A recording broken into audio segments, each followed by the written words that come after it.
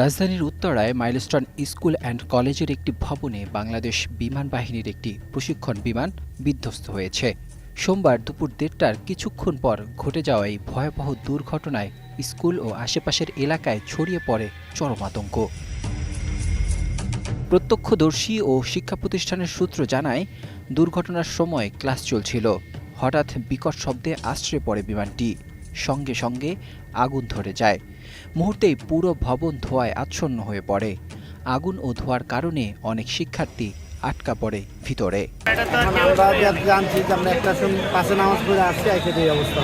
দুর্ঘটনা ঘটছে, এটা তো ফায়ার ভিতরে ঢুকে গেছে স্কুলের ভিতরে। বিমান বিধ্বস্তের পরপরই উদ্ধার কাজে নামে ফায়ার সার্ভিস, সেনাবাহিনী ও বিমান বাহিনীর সদস্যরা। ফায়ার সার্ভিসের ৯টি ইউনিট ঘটনাস্থলে আগুন নিয়ন্ত্রণে কাজ করছে। ভিড় জমছে অভিভাবক, স্বজন ও সাধারণ মানুষের। চোখে মুখে তাদের উদ্বেগ আর আতঙ্ক। আরেকটার দিকে তখন মেবি ১টা বাজে আমরা এক্সাম দিতেছিলাম, দেন একটা শব্দ হয়েছে আর বিল্ডিং একদম নড়ে উঠছিল। দেন আমরা ক্লাসরুমে ছিলাম, ক্লাসরুমের টিচাররা বলতেছিল যে তোমরা বের হয়ে কিছু হবে না। দেন স্যারের কত নামেন আমরা সবাই বের হয়েছিলাম। দেন এসে দেখি একদম আকাশ কালো ধোঁয়াতে। বাংলাদেশ মেডিকেলে তাকে নিয়ে যাওয়া হয়েছে, ইমার্জেন্সি কেয়ার দেওয়া হয়েছে, এখন ঢাকা মেডিকেলে সে ভর্তি আছে। ঢাকা মেডিকেলে এখন সে ভর্তি। দেখি সাইডে আসি, আমরা সাইডে আসি।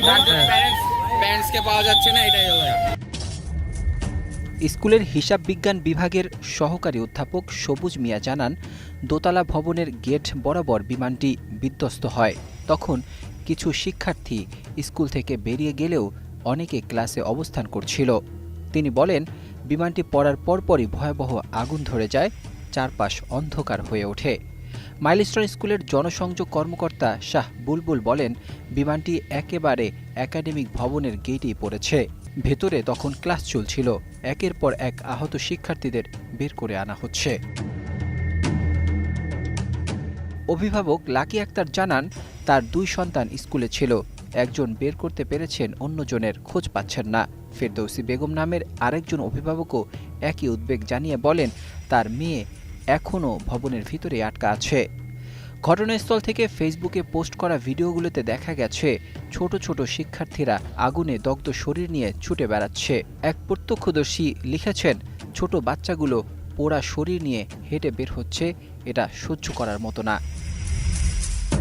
এ ঘটনাকে কেন্দ্র করে রাজধানীবাসীর মধ্যে ব্যাপক উদ্বেগ তৈরি হয়েছে।